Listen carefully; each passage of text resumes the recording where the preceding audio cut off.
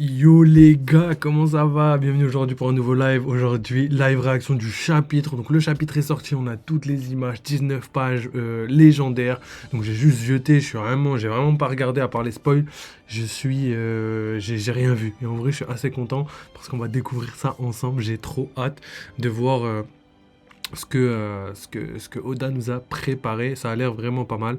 Donc j'ai pas mal de trucs à dire. J'ai juste posé un petit tweet où j'ai dit que j'avais une théorie validée par rapport à Valkyrie, où sa corne a bel et bien repoussé. On l'a vu à 2 reprises dans le chapitre. Enfin, à la dernière page du chapitre, c'est la seule page que j'ai vue.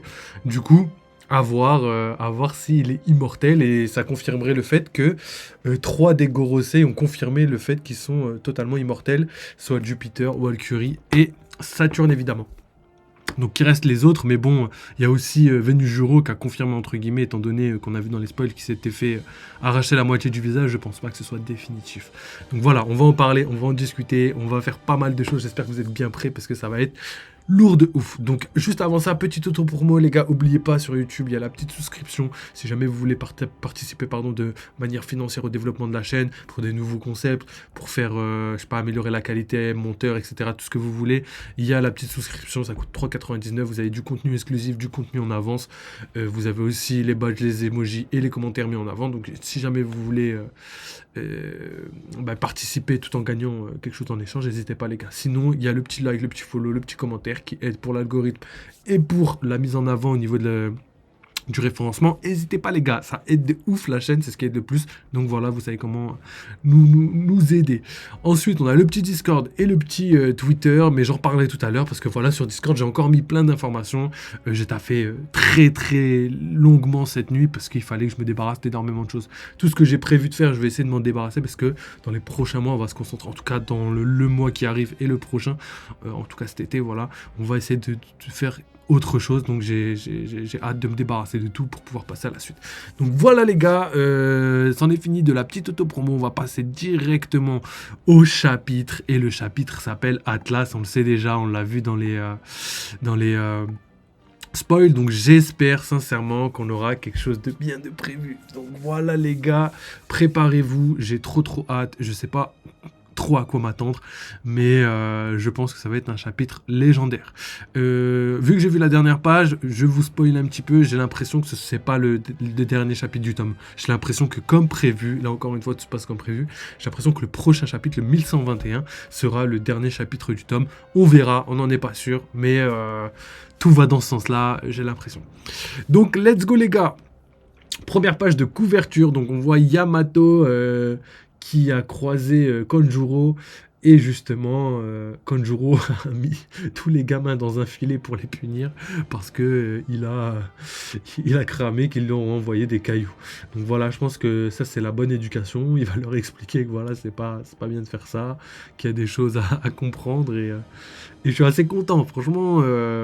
Franchement, j'aime beaucoup ce qui se passe. Donc voilà, le pèlerinage de Yamato, la fille du démon, 10e épisode. Les enfants sont punis par le daimyo de Kibi, Denjiro. Donc voilà, petit aperçu de Kibi, du coup, le daimyo de Kibi. Donc c'est la zone avec les usines et tout, et on voit que Oda a très bien respecté ses dessins parce que toutes les usines sont à l'arrêt, et on commence à voir un petit peu de verdure qui commence à pousser. On voit des herbes là en bas à droite, et aussi au pied de Yamato, on en voit un petit peu. Donc voilà les gars, hein, tout ça pour vous dire que on voit l'évolution déjà de Wano juste après que le fils soit parti. Et c'est que le début à mon avis. Je pense que tout va prendre son sens très prochainement. Donc page suivante les gars. Donc on commence avec le flashback de Vegapunk. Donc il y a 26 ans. C'était 26 ans en arrière. Donc Ohara, ça s'est passé il y a 18 ans. Donc c'était quasiment 8 ans avant les événements de Ohara. Si je me trompe pas. Si je me trompe pas. Ohara, c'était... Non, c'était pas il y a... C'était... Si. C'était il y a 22 ans. Ohara, c'était il y a 22 ans, pardon. Et Punk Hazard, du coup, là, ce qu'on voit, c'était 4 ans avant. Donc voilà, le commentaire de l'éditeur qui dit « Un génie dans la fleur de l'âge. Je t'en supplie, Vegapunk. Aide-nous dans nos recherches, on doit à tout prix se renseigner sur le siècle oublié. L'histoire du monde ne peut pas rester dans l'ombre. » Nos recherches nécessitent une expertise dans de nombreux domaines. Je bosse pour le gouvernement maintenant, je ne peux pas me permettre de divulguer mes découvertes. Ah ok, donc voilà, là c'est le petit dragon qu'on avait vu avec... D'ailleurs, il n'avait pas encore sa tête coupée, donc voilà, c'est bel et bien avant tous les événements qu'on aurait pu voir. Et au niveau de la taille, c'est un peu fidèle à ce qu'on avait vu à- avec le flashback avec Dragon là. Donc tout est carré pour l'instant, tout est carré. Il y a beaucoup de minutie dans ce qu'on voit. Donc le petit dragon. Ensuite, d'ailleurs, j'ai un petit commentaire à faire par rapport au dragon.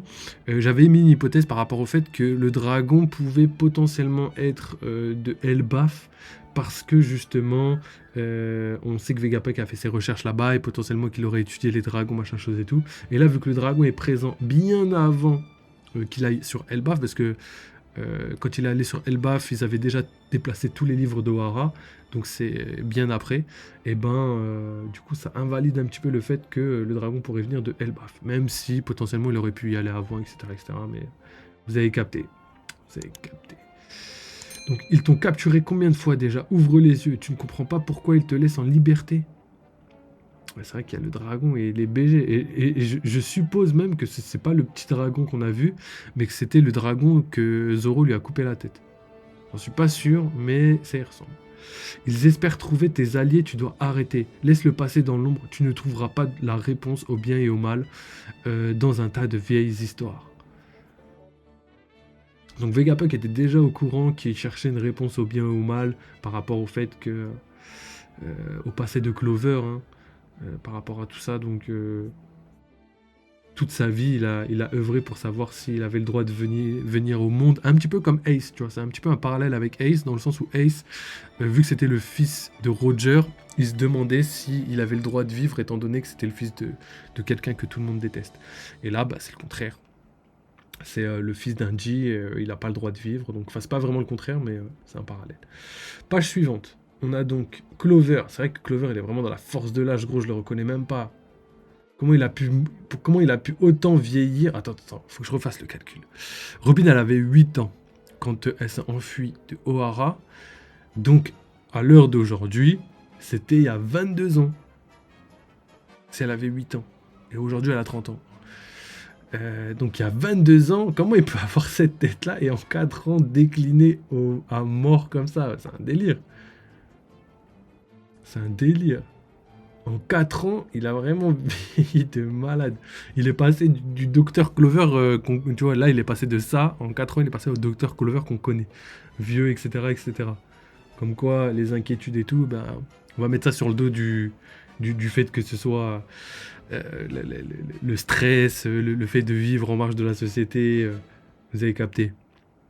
Donc il a bien vieilli, il a pris cher. Après on voit des petits cheveux blancs qui commencent à pousser hein, sur les extrémités, mais il a l'air bien jeune quand même, hein. Vraiment jeune, hein. Donc on continue. J'ai connu quelqu'un qui portait un dit dans son nom. Il a été tué devant mes yeux. On a grandi ensemble. C'était mon grand frère. Donc là, on voit Vegapunk qui était vraiment choqué. D'ailleurs, je sais pas pourquoi sa langue est pendue comme ça, Vegapunk. Je suis mort.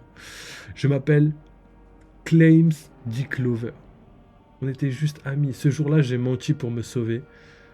Donc il a dit au gouvernement mondial qu'il était juste l'ami et en fait, c'était pas son ami. Dis-moi, comment suis-je censé accepter un monde où l'on peut mourir à cause de notre nom? L'histoire continuera d'être effacée et les gens ne le sauront jamais. Je vais oublier ce que tu viens de me dire et je crains de ne pas pouvoir t'aider. Fais de ton mieux pour rester en vie. Vegapunk, les voix du passé t'appellent. Attends, je vais résoudre cette énigme et quand je le ferai, tu ne pourras pas les ignorer. Donc voilà, là je suis content parce que voilà, on rétablit un petit peu ce qui s'est passé dans les spoils, parce que dans les spoils, il y avait un petit sous-entendu de voix de toutes choses, etc., etc., et non, pas du tout, c'est juste les voix du passé t'appellent, attends-les, tu vois, et je vais résoudre cette énigme, et quand je le ferai, tu ne pourras pas les ignorer, et c'est exactement ce qui s'est passé, et je pense que c'est les derniers mots qu'il lui a adressés, et ces mots, eh ben, il lui reste... je dirais pas à vie, mais il lui reste sur la conscience, donc je trouve ça hyper bien fait de la part d'Oda. Il sait comment mettre des parallèles et des trucs. Oh non. Putain, j'ai toujours espoir que ce soit pas un enfoiré, César, mais c'est un enfoiré. Donc il y a 22 ans. Donc voilà. Comme je l'ai dit, 4 ans après. Donc c'était il y a 26 ans et maintenant il y a 22 ans. 4 ans après, le docteur Clover meurt d'une balle du gouvernement mondial. Donc, tu n'as pas vu les informations de West Blue? O'Hara a subi un Buster Call. Regarde, c'est le plus grand massacre de tous les temps. Ils ont enfin tué ce maudit Clover. Chouloulou. Voilà ce qui arrive quand on enquête sur le siècle oublié. Personne ne refera cette erreur. Je t'en supplie, Vegapunk. Oh, on dirait qu'une gamine a survécu. Voilà, ils ont regardé Robin. Tu aurais dû fuir. Tu as choisi la mort. Transmettre tes recherches était si important. Bon d'idiot, vous pensez vraiment que quelqu'un serait assez curieux pour suivre vos traces après ça? C'est marrant, tu vois, parce que comme je l'ai dit dans la précédente vidéo, c'est vraiment un parallèle avec ce qui se passe actuellement. Dans le sens où on voit clairement que Vegapunk, il se parle peut-être un petit peu à lui-même, il lui parle évidemment, mais il est en pleine recherche, en pleine introspection et il se pose beaucoup de questions. Et évidemment, je pense sincèrement que au final, il savait déjà au fond de lui qu'il devait le faire. Et ça fait vraiment écho aux dernières phrases prononcées par Clover. Attends, et tu verras que tu ne pourras plus les ignorer. Et évidemment, aujourd'hui, il ne peut plus les ignorer. Donc voilà, là on reprend, donc là on revient dans le présent et on reprend le message de Vegapunk qui dit: un jour quelqu'un m'a dit, les voix du passé t'appellent, l'histoire est écrite par les vainqueurs. Et les paroles des vaincus sont généralement noyées dans un océan profond et sombre. Donc là c'est vraiment un écho par rapport à ce qu'il a découvert sûrement Clover dans le siècle oublié. Et ensuite on a: cela dit, leur vérité peut toujours être révélée. Si les opprimés la portent sur leur dos et l'endurent. Donc là, c'est fou, parce que voilà, j'ai la confirmation. C'est ce que je demandais. Je me demandais si les Mugiwara avaient compris l'importance du message, etc., etc., et de tout ce qui se passait actuellement dans le monde. Et là, on a quoi? On a clairement... on montre là clairement que Robin a la capacité d'écouter le message parce qu'elle est à côté d'un escargophone qui diffuse justement le message. Alors que les autres n'ont pas pu écouter les messages. Donc là, on a la confirmation que je cherchais depuis quelques semaines, et du coup, c'est vraiment bien fait, parce que, évidemment, comme je l'ai déjà dit, les Mugiwara n'ont pas conscience du message. En tout cas, peut-être conscience de certaines parties, et ils vont découvrir ça que quand ils auront quitté Elbaf, qu'ils vont lire les news, etc., qu'ils vont relater tout le message de Vegapunk. Je trouve ça oufissime. Donc c'est parfait, franchement. Oda Masterclass. Donc voilà, on voit Zeph avec le rival un petit peu de Sanji en cuisine. On voit Tequila Wolf, donc là où était Robin. Hein, c'est marrant quand il y a les deux images à côté, parce que voilà, c'est un peu lié d'une manière ou d'une autre. Et du coup, bah, malheureusement, le problème, c'est que, voilà, comme je l'ai dit, moi qui pensais que l'armée révolutionnaire avait stoppé complètement toutes les choses là qui auraient pu se passer là-bas. En fait, pas du tout. Ils ont juste libéré quelques esclaves et tout a recommencé comme avant, parce que voilà, ils peuvent pas lutter pour l'instant. Donc voilà, encore des images du monde et je pense que c'est pas fini. On continue les gars. Aujourd'hui, on peut y aller plus vite parce que justement, il y a 19 pages, donc on va en profiter. Donc là, on arrive sur le groupe, sur le Punk Records, donc Labo Face, tout ce que vous voulez. Et là, on voit donc le Sunny et on voit, regardez quand même la taille de Venujuro. Venujuro n'est pas loin de faire la taille du Sunny, tu vois. Si je me décale comme ça, vous voyez un petit peu les deux. Sunny, Venujuro, tu vois. Vous voyez que les deux sont quand même pas si éloignés que ça en termes de taille. Donc Venujuro, c'est quand même le Mary, quoi, on pourrait dire. Venujuro fait la taille du Mary, on pourrait dire ça comme ça. Donc c'est ouf, hein. C'est ouf de se dire que voilà, c'est pas n'importe qui, c'est pas n'importe quoi. Et en termes de grandeur, c'est quelqu'un de balèze de ouf. Donc là, on a quelqu'un qui dit: Hé, qu'est-ce que tu fais? On doit se dépêcher de décoller. Donc ça doit être Zoro qui dit ça à Lilith.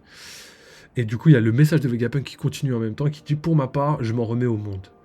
Et du coup, il y a Lilith qui reprend et qui dit: non, on ne peut pas. Ce vieux centaure va continuer d'attaquer.